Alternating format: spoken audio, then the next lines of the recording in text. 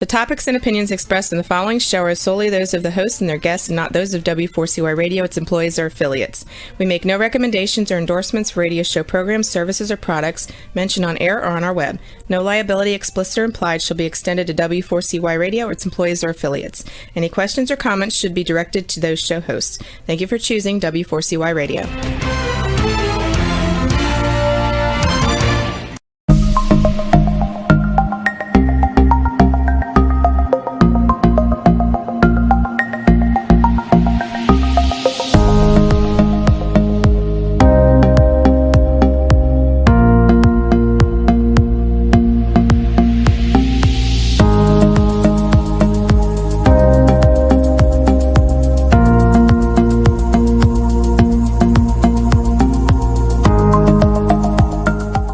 Hello, everyone, and welcome to another episode of Triversity Talk. I am Stephen Bloomer-Teague. And I am Wendy Stewart-Kaplan, and we are happy to have you here tonight. So, everybody, before we get started and introduce our wonderful guest, whether you're on Facebook or YouTube, welcome.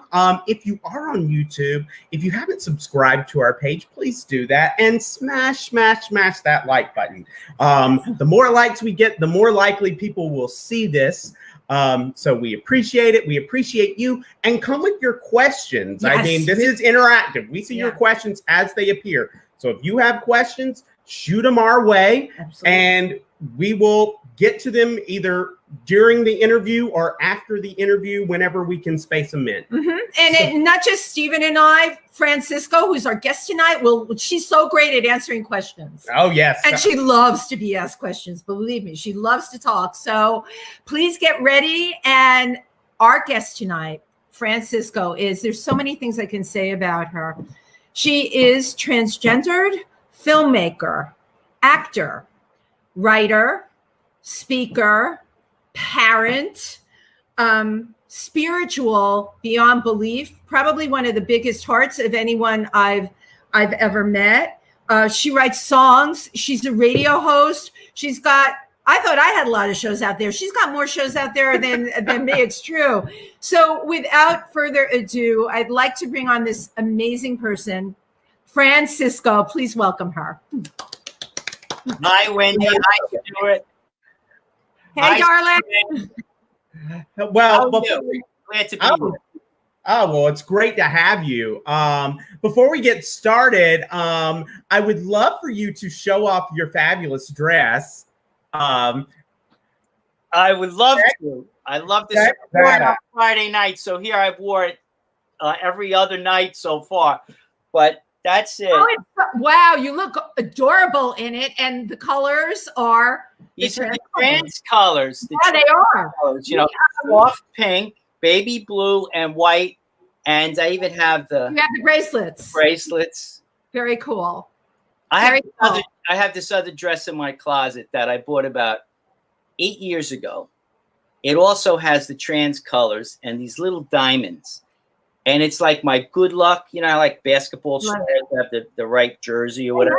Yeah. This is like was always my good luck dress. And now this is going to be my good luck dress.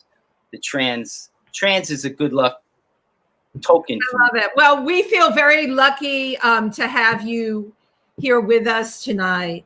So, I know you. I met you at the Golden Door Film Festival, actually. I didn't know you before then. What so impressed me about Fran there, she not only had an entire entourage with her, Fran carries a camera with her with a selfie stick on it.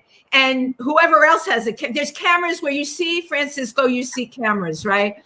But the thing that really impressed me the most was an adorable daughter of yours, Kelly, yelling, "Dad over here, Dad over there, Dad, Dad, Dad, Dad, Dad." And I'm like, who is this person? Right. So I'm going to open with a big question. Yes. Who is Francisco? Who is Francisco? Well, in this part of my life, I'm mostly an entertainer and a writer, and trying to put into the world many of the things that I've worked on over the years and didn't have out there yet. So I'm a person who's really about to happen with even 3 or 4 times more stuff than I've already been doing. Wow. Oh, wow. So that's, you know, and I sense it. And I'm not just saying it just to say it. You know, I really feel, someone asked me, how does creativity like come to you? How does it happen? Why are you involved in so many different things? Because it probably looks like I'm scattered. Maybe I am scattered, but it looks like I probably can't handle it. But I think I can. I think I get involved in a lot of different things and complete most of them.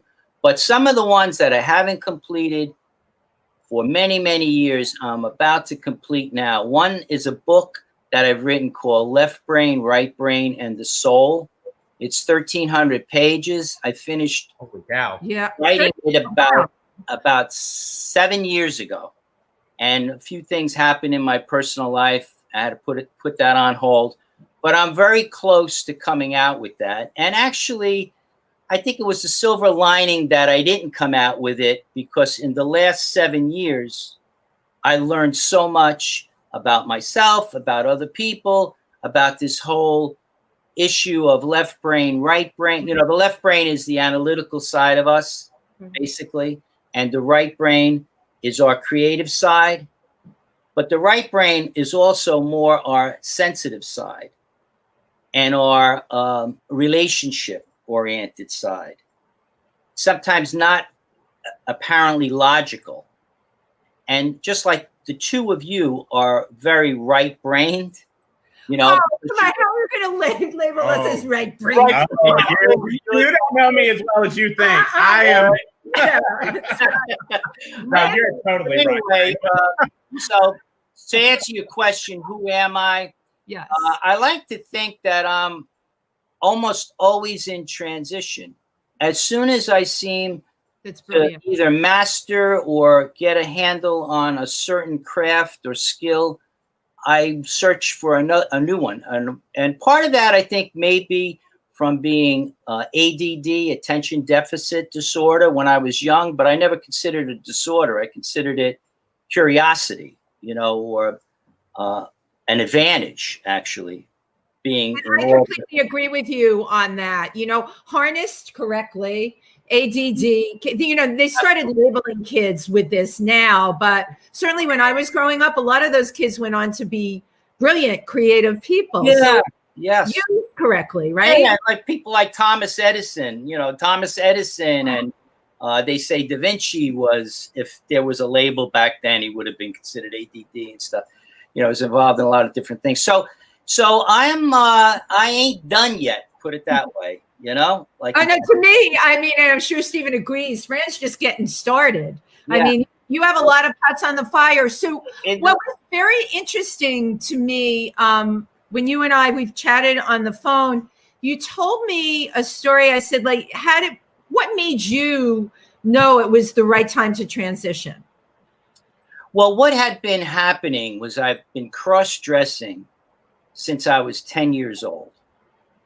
But I had to choose. My left brain, my analytical side, basically said, you got to really go with being a guy. You know, people know you as a boy. You seem to be going through life okay as a boy. But the older I get, the more and more I wanted to be female. In fact, when I was young, I used to go to bed at night and pray that I would wake up in the morning and be a female. So I had that, like, always going, that constant thing going on in my head. So what happened was that I ended up, you know, year would go after year. And I was, you know, I got married. I met my wonderful wife. You know, I was head over heels for her. We got married. We were married a long time. We're still married, although we don't live together. We still are soulmates, although we're not man and wife and stuff. I would like to have it that way, where we could live together, but she's not, you know, she doesn't want that, you know. So, and then we have a wonderful daughter who is 36, my daughter Kelly, who you mentioned earlier. So, you know, I lived a life, Price Waterhouse, you know, CPA, career, travel, house, you know, all of that, friends, all of that stuff as a male. But in the background, I always wanted to be female. And then for some years, that became more and more compelling. So what I would do is I would cross-dress and I would go out partying on the weekend, because lo and behold, I found that there were thousands of people like me. And I'm not saying, say, drag queens in the gay community, although I definitely respect them. I was really heterosexual, so I didn't have an affinity to gay, even though my younger brother was gay. So I didn't really have that many friends in that community. But I got a lot of friends, people just like me, seemingly, in this cross-dressing community. So I would go out to conventions where there might be 600 or 700 of us. And then we would go to New York City, had a number of places. In fact, I stumbled on somebody in a phone call just last week, and she's a lesbian. She's a gay woman who wants to open up an LGBT center in a building that she owns in New Rochelle. She happened by me. We spoke to each other, and then I hope she may come on to this call tonight, perhaps. And then I sensed that she was about my age. We started sharing where did she used to hang around, in the city. And it turns out she said Crazy Manny's, and it didn't click with me. And I said, was that near the Now Bar? And she says, oh, it was across the street from the Now Bar on 7th Avenue, down below Christopher, And then I said, you mean Nanny's? She says, yeah, Nanny's. That's what I said, Nanny's. And I went back in time. And this is just a few days ago. I had this conversation with her. Wow. I went back to being about 30 years old, going to Nanny's rather, before I would go to the Now Bar. Was a cross-dressing bar filled with men, boys, whatever, males like me, and a few females. And I would go across the street to the lesbian bar, thinking that perhaps I could find a girl that would be interested, because I was still attracted to women. And I said to her, was the mirror there when you were there? Up on the second floor was this big, huge mirror that I used to stand in front of and dance to the music and really get into it. I can see it. I can visualize. And when she brought this up, and then I said to her, by the way, I took loads of video. All throughout my life, I've been taking video. I have thousands of hours of video of the New York City scene back in the 70s and 80s and stuff. Oh my gosh. That someday I'm going to pull out and do something with. But anyway, to get back to it is, I was living this crazy life all along. I'd be a male during the day, and then over time I met more and more people as a female. They knew me as Fran. They never met Frank, my male side. And so I had these different communities. And then sure enough, and as a CPA, I would get clients, who would know me, know the Fran part. So sometimes during the day, especially when I moved my office into my home about 20 years ago, in the morning, I would have a meeting with a client who knew me as Frank. And then 2 hours later with a client that knew me as Fran. I would go up to my bedroom. I would change, makeup, and at that time I was using more wigs. Now I use my own hair, it's longer now. But so I was going about my life, and I pretty much gave it up that I would ever become able to live full-time as a female.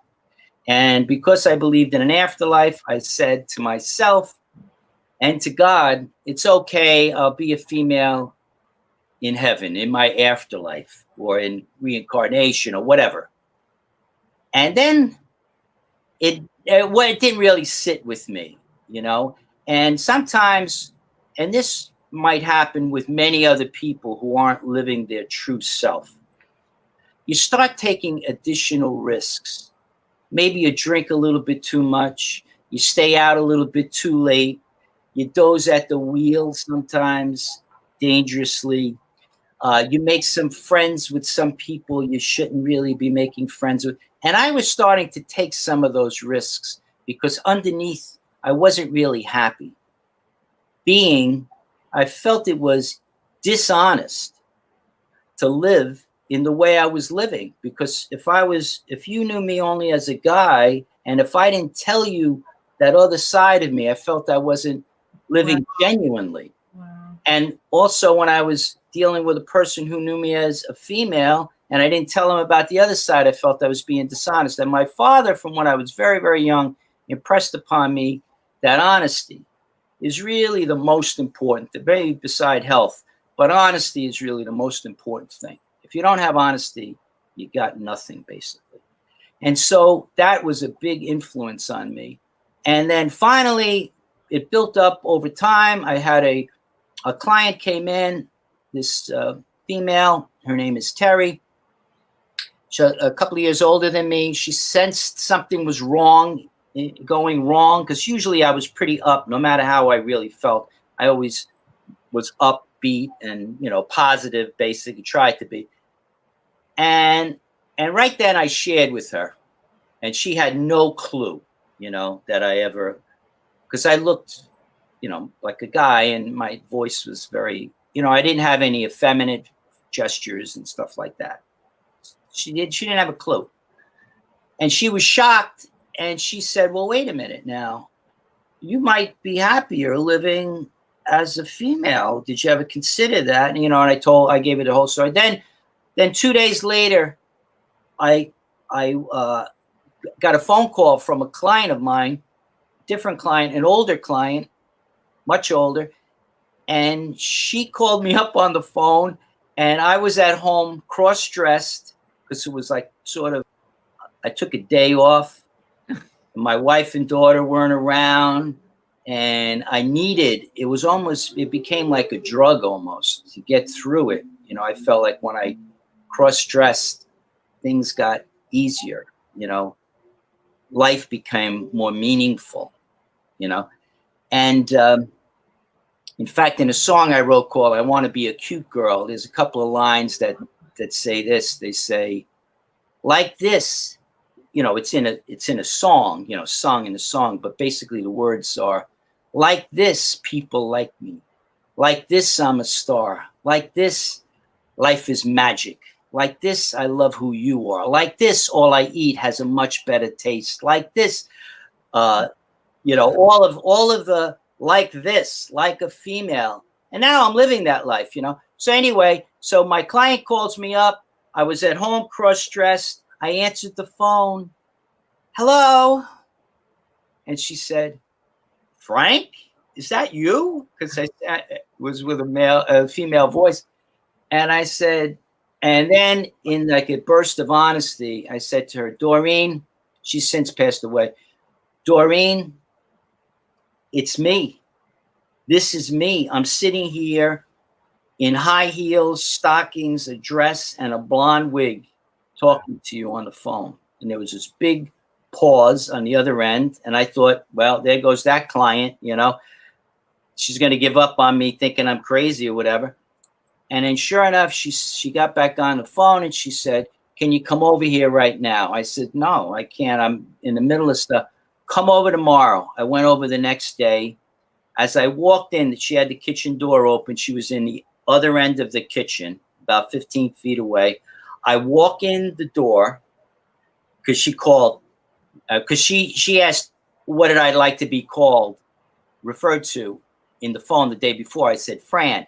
So when I arrived, she had the door slightly open, and she heard me on the porch, and she said, Fran, is that you? I said, yeah, Doreen. She says, come on in. I walked in the door. I had on this black and white polka dot dress. I looked pretty sharp, I can see you in a polka dot dress. This about maybe 15 years ago. So no, about maybe 12 years ago. And I walk in and she said, this is you. This is you. Like that. Like, it's like no question about it. This is you. And she knew me as Frank, and she liked me as Frank. I helped her when her husband died a few years before. I helped her out a lot with her financial affairs and putting her in order and everything. So we got very friendly and close. In fact, at one point, my mother worked for me in my office when I didn't have it in the home, and she met my mom, and they became like friends and stuff. So she says to me, "What are you doing? Why don't you live like that?" So she's the second person in like 2 days. So I said, "How can I? I can't just, I got all these clients. I have my mother, my father, my daughter, my wife, my friends, my life that I built." She said, "They'll all accept you because this is who you are. They'll all accept you." And then she said, "Right now, in fact, I've written my story as a play, a full play, and I've acted out about 25 scenes, and I filmed them, and it's pretty much ready to go. And I finished that book, and it's currently being edited and reviewed by a couple of people. And one of the scenes is this scene, and Doreen says, 'You got to tell your mother.' I said, my mom saw me 25 years ago on a Halloween dressed like that. And she knew, because I told her at 10 years old that I liked putting on a dress for Halloween. She won't have it. She said, you're a guy. You got to live as a guy, basically. And I don't want to upset her because at that time she had Parkinson's. My father had Alzheimer's. I didn't want, let me not disturb anything. I never wanted really to focus on myself. I wanted, really to take care of my family. So Doreen says, "No, you have to tell her."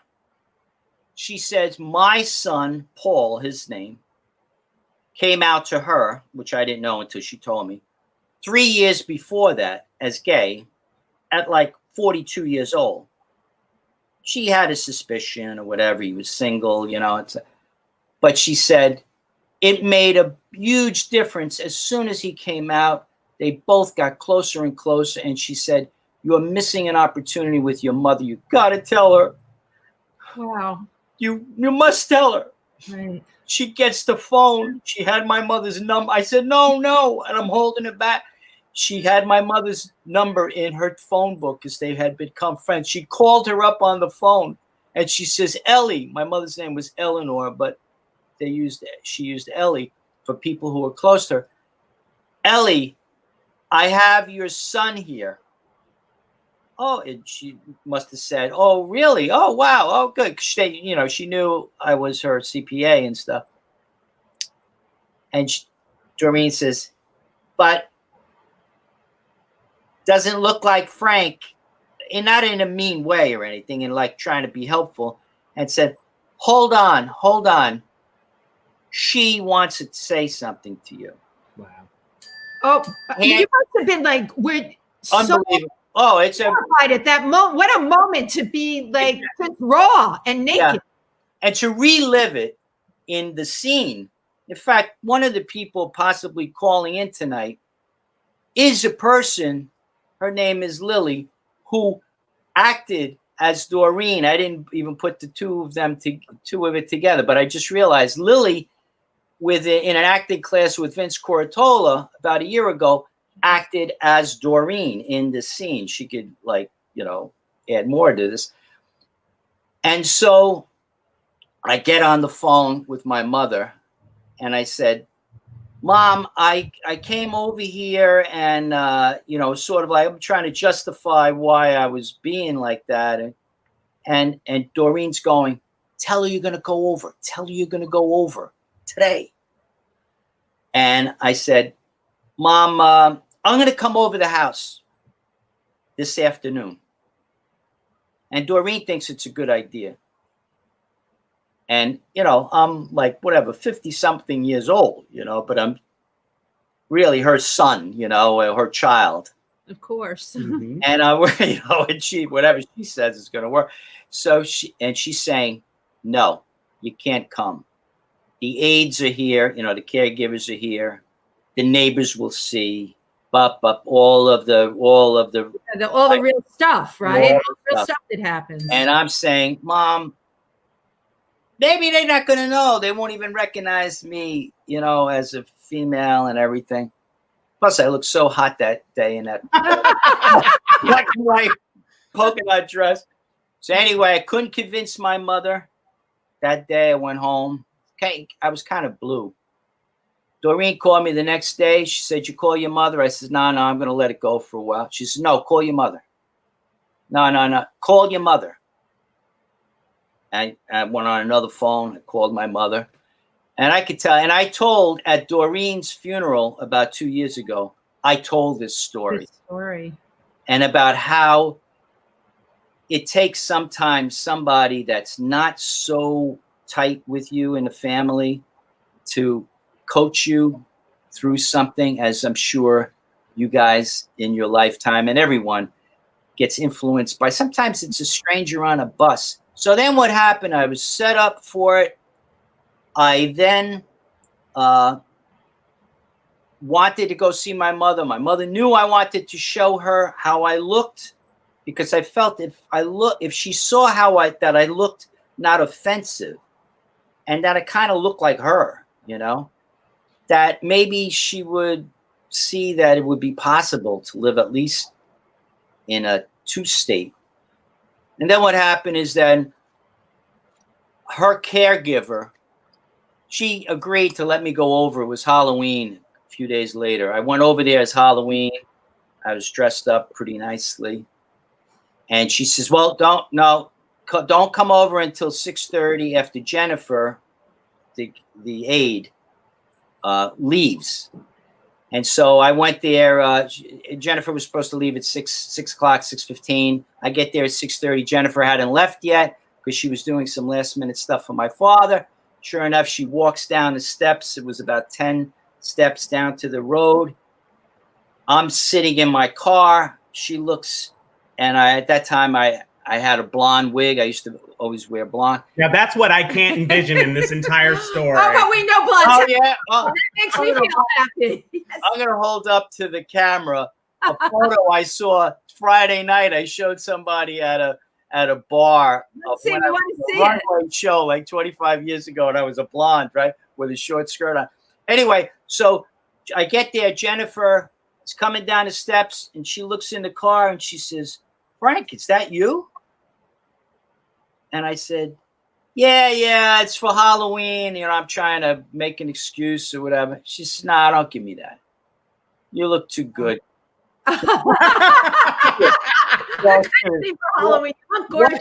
She said, "What's going on?" She was on her way to walk to the bus. I said, get in the car. I'll drive you to the bus. And we're driving and we're talking. We didn't really finish it up. We got to the bus. The bus was coming. I said, "Jennifer, there's your bus. There's your bus." She says, "Let it go. Let it go. I want to talk to you." I says, "Okay." And she says, "Yeah, I want to find out why are you doing this? Why?" And we're going back and forth. And then I said, "Well, I have this whole life as a man. I can't leave that, and I can't. And who's going to accept my? But I'm giving all these excuses. They're kind of real reasons, Mm-hmm. She says to me, "Doesn't matter. Even your father," she said, "will accept you. Not only your mother, but even your father will. As macho as your father is, he's going to accept you. You're his blood. You're his son. Blood, right? He loves you. And your clients eventually will accept you and everything." So she's put the question to me like this. "Tell me, what do you want to be? Male or female?" And in that moment, I made the decision and I said, "Female." And that's when I made the decision. And then I said, it's going to take me 2 months to put it into place. That was on October 31st. 2 months later, on January 1st, it was January 1st, 2011. The new year. And the numbers were cool. 1, 1, 1, 1. It was like propitious, Mm-hmm.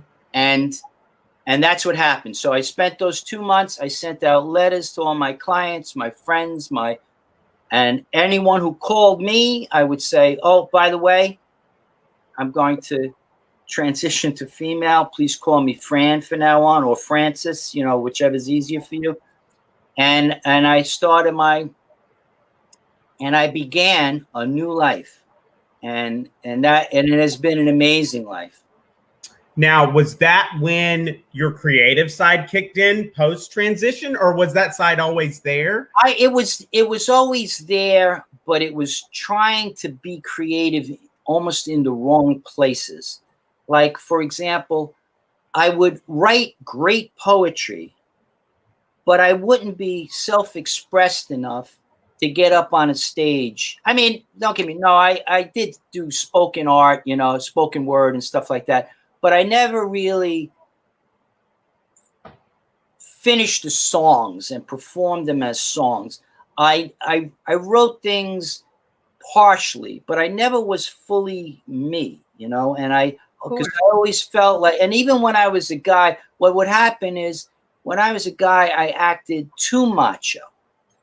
I was always trying to prove myself as a man. Like if I played golf, I played it to excess. If I played pool, I would be almost too competitive to the point of maybe even being annoying. I would like to think I was a nice person and everything. But so when this happened, when I was trans, all of a sudden the world opened up.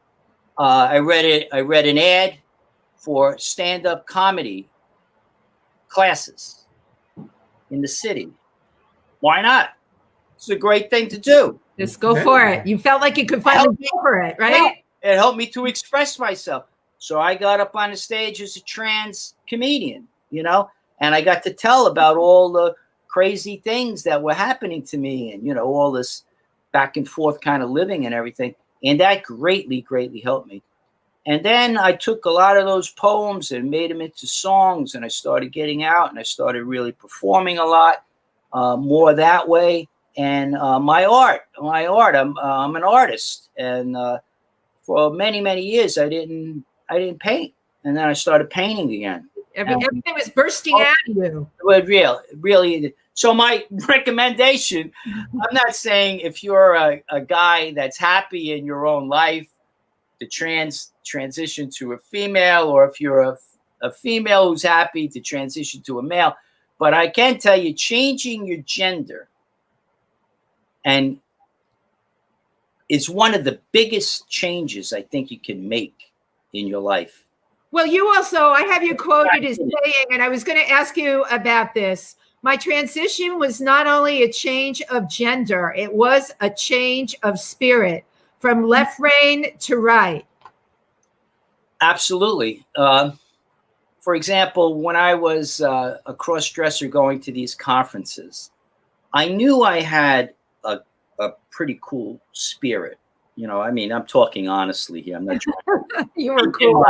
But I had I was very religious isn't the right word, but I had a close relationship with, in my case, it was with Christ. It could have been with any deity or whatever, or the universe. I was a fervent believer in the power of prayer.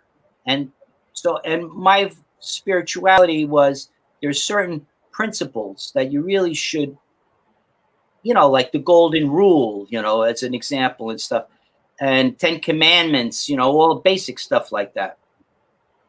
And I also believe very strongly that God, the universe, whatever you want to call that power, works more so instead of directly, from here to here, from here to here, whatever, one-on-one, works through people as the agents of God.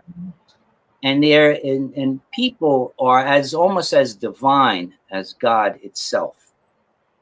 And the more that you express yourself, the more open people's energy and your energy can be to each other. Well, I'm thinking about what you said, the people that came into your life when you were starting to say, I'm going to live my truth.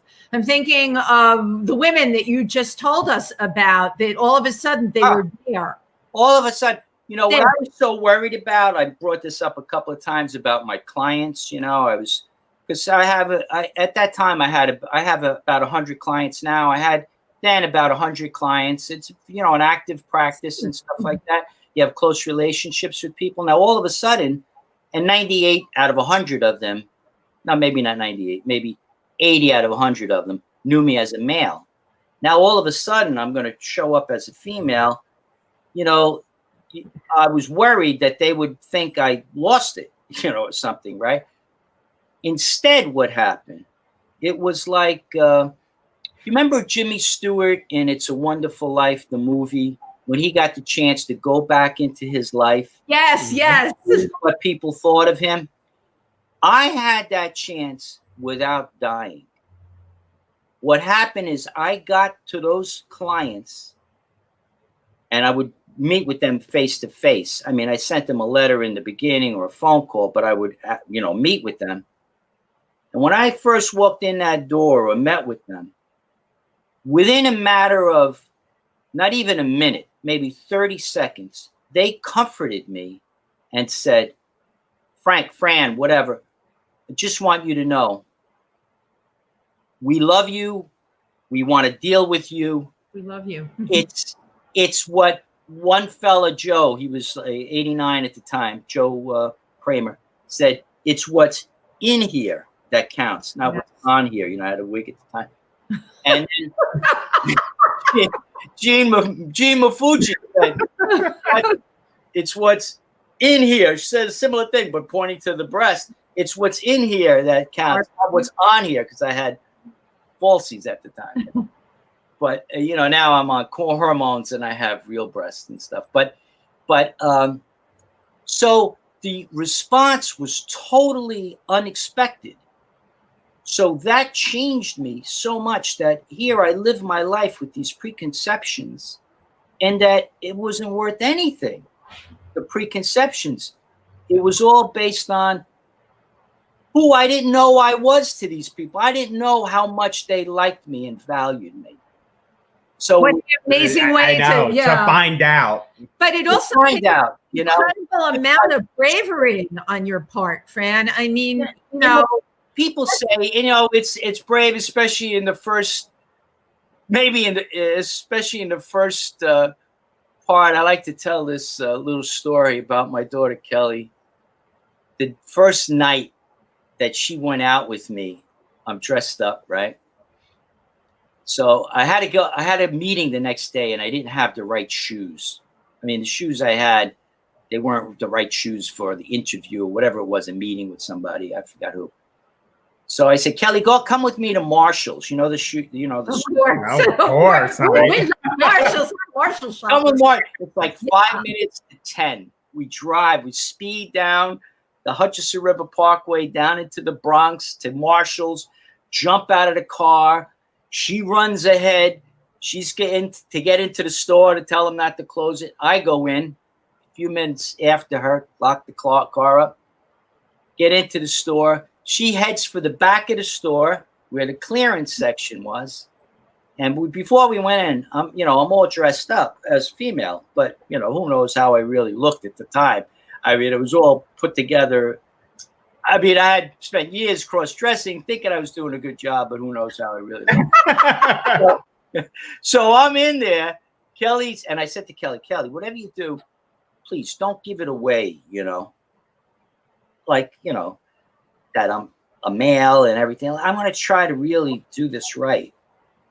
So she said, yeah. And when she ran into the store, she gets in the back. She finds the shoes. She's so excited. And she yells out, Dad! That is so Kelly. And there's 3 sales girls, right? So here's Kelly.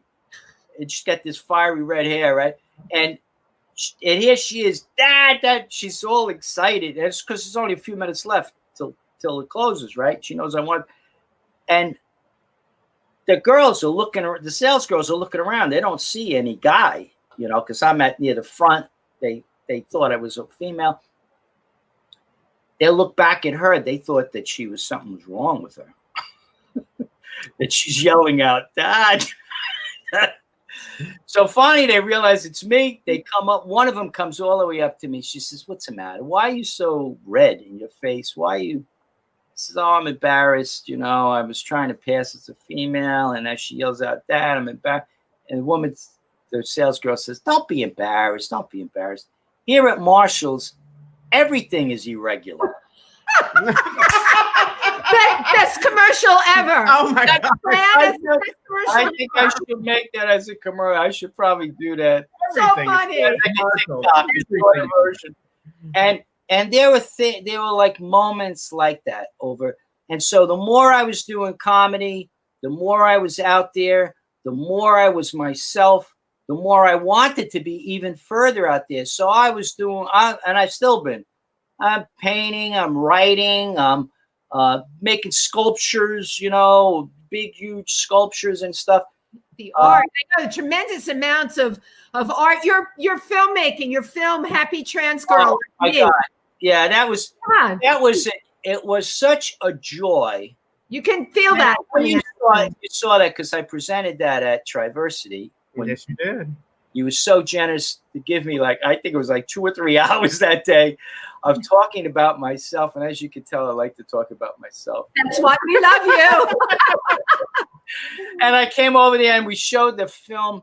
And by the way, that film, 17-minute film, which is a compilation of clips from the Pride Parade. Yeah, there's a lot of pride in there. Going down Christopher Street, I'm standing on the float, the Episcopal Church float, and waving to people on thousands of people on Christopher Street.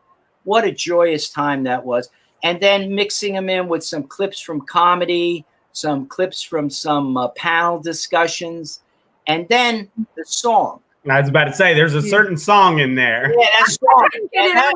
I would wake up at 2:00 in the morning. What happened with the way that song happened is I was trying, going full-time female, I was also trying to clear up a lot of baggage in my life. So I tend to hang on to things, like collect things, and even papers and records, and not music records. I mean, anyway, so I got a dumpster, like one of those 30-foot. Yeah, big dumpster. In my driveway. I hired 4 guys. I put ads on Craigslist. I had these 4 unknown guys come over, and I threw out the equivalent. It filled up the dumpster, filled it up. 30-foot dumpster, 5 feet high, about 7 feet wide of paper. It's cathartic. You were letting go. You were letting go with that dumpster. I was letting go. And one guy the reason I brought it up was about this song. One guy at the table, we were having lunch outside. I had lunch brought in, from a pizza shop or whatever, for the workers. They were really nice guys. And we started talking about other things beside building the shed, emptying the stuff from the basement and stuff. So he says, "Oh, you like music?" I said, "Yeah, I like music a lot. In fact, I'm working on a song that goes like this. Don't you want to be a cute, happy trans girl like me? Don't you want to be a..." And I'm singing this because the guy says to me, "Sing it for me." There's a guy from Jamaica, about maybe 29, 30 years old, did beats when he wasn't answering ads on Craigslist. He would do beats for people, and he would do for a couple $2,000 or $1,000 a beat. 2 days later, he comes to me with the beat. Love it. Great story. Oh, wow. How it happened.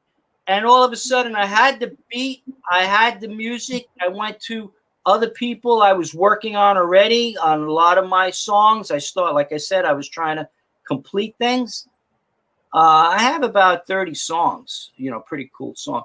So do the chorus. Yeah, we want to hear the chorus. Or what I consider the chorus. On the song? Yeah. Oh, yes. Yes, trans. Yes, trans. Yes, trans. Fran. Yes, trans. Yes, trans. Yes, trans. Yes, trans. Yes, trans. Yes, trans.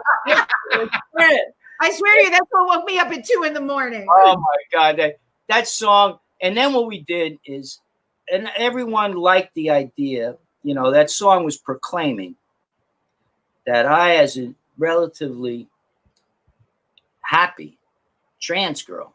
It's called Happy Trans Girl Like Me.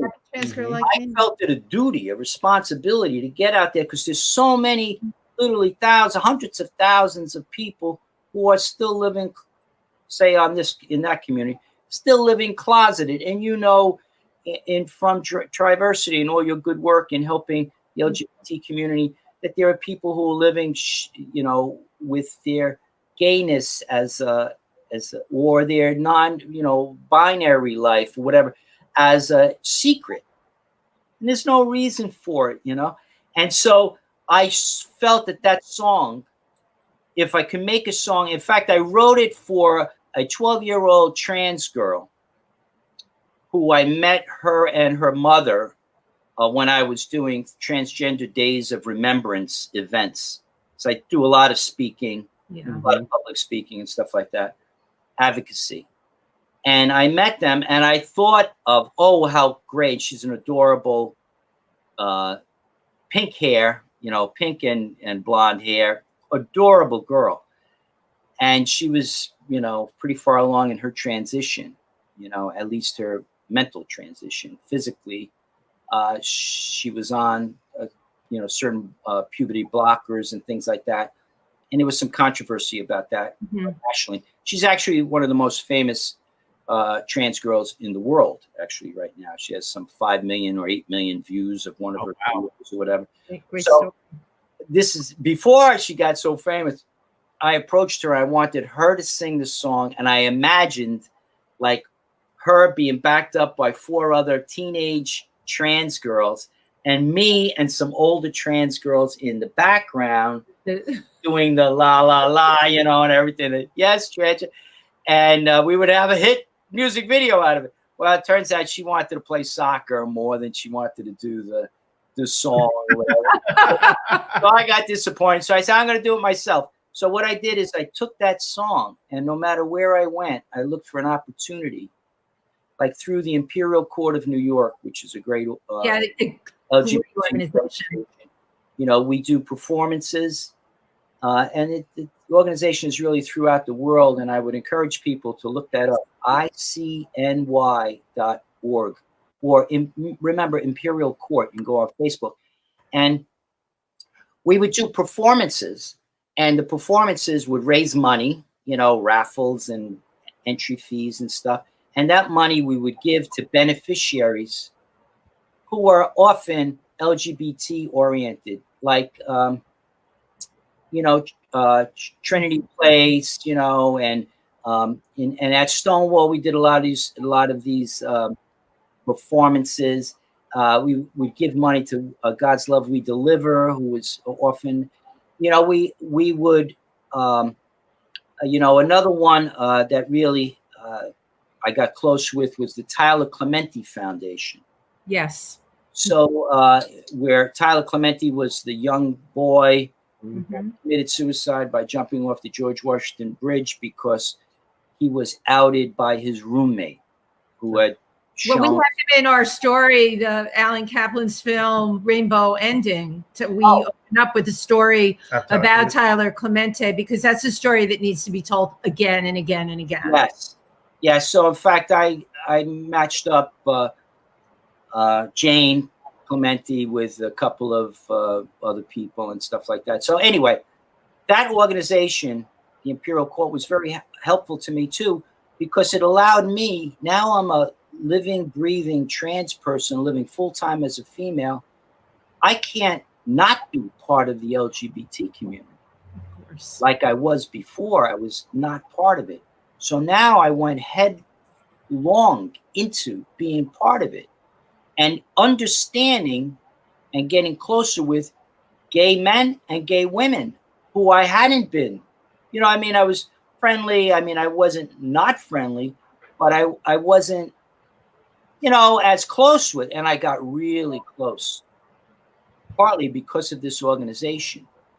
And my suggestion for people, and we're talking about transition a little bit, is in life, especially when you get to your 50s and 60s and 70s, it's time, instead of thinking about retiring and things like that, think about changing and transitioning and doing stuff that you never did before, or that you once wished that you could do.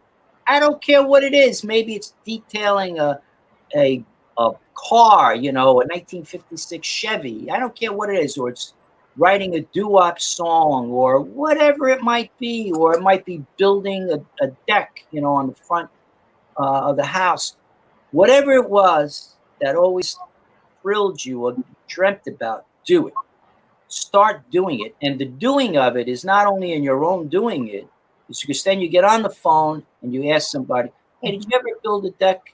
And then they give you some help. Before you know it, they're next to you, hammering away with you, and you developed a new friend. You know, I'm preaching to the choir, but I'm really saying. But you're such, anyone listening, friend, you are just as a human being, and I have to tell you this: you are such an inspiration. I say this all the time about you, and all the people that you're one of the people I feel so incredibly close to, and I completely trust. You are totally authentic as a human being. You say what you mean. You practice what you preach. And you came here tonight and you gave us such honesty and such incredible truths about yourself. And damn it, I love you to death. I have to tell you. Fran, thank you so much. We want to thank our audience for tuning in. Absolutely. On Sunday night. You could be anywhere, but you are here with us, and we love you for it. Absolutely. We love you. We love you, Fran. And thank you to everyone. And we look forward to seeing you next week. We'll announce our guests tomorrow in Triversity's newsletter. Great. So make sure you go to our page on Facebook. Exactly. Go to our Facebook page. If you're watching this on Facebook, you're doing pretty well for yourself in terms of finding our newsletter because it's going to be at the same place tomorrow at some point.